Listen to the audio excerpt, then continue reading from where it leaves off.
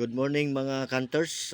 Dito tayo na ngayon, mag-discuss tayo ngayon sa remapping sa layout sa actual natin na sa field exploration, yung nakita natin na actual sa marker.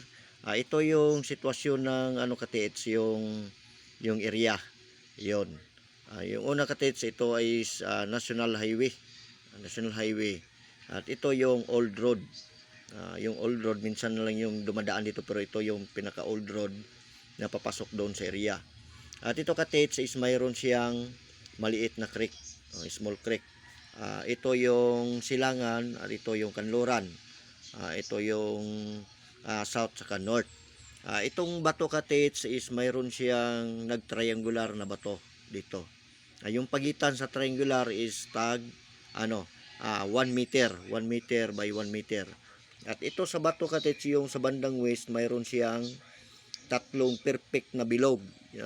Kasi yung itlog na sa butas. Saka dito katiits, niremap ko, tininan ko anong meron dito. Ito katiits. Nakita natin is mayroon siyang balite 200 yards away. 200 yards ito katiits, 200 yards. Ito katiits is 60 yards to katiits kasi sinukat namin to. 60 yards yung pagitan nila is the same dito is 60 pa rin. 60 yards. 60 yards ito katiits at ito 60 yards. 60 yards ito yung sukat niya.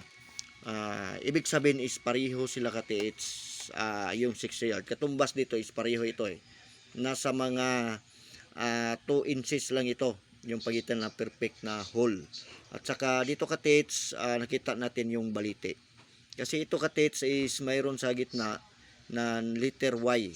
Letter Y na yung crack o linya sa bato. Kaya tiningnan ko, hindi ko hinukay dito sa tiningnan ko is nag-indicate ito ng nag-triangular na object. Kasi mayroon dito nakaukit. At tiningnan ko dito, mayroon mga 200 yards. Ito yung century na balite, napakamalaki. At nagtaka ko kasi mayroon kahoy, century pa rin is tinatawag namin sa Bisaya na taparak. Iwan ko kung anong tawag dyan sa iba, taparak katiits. At sinukat namin dito kasi 60 yards by 60 yards. At ito katiits yung balite. Yung sa likod natin katiits is yung deposito na hinanap natin is nandito sa ilalim ng balite.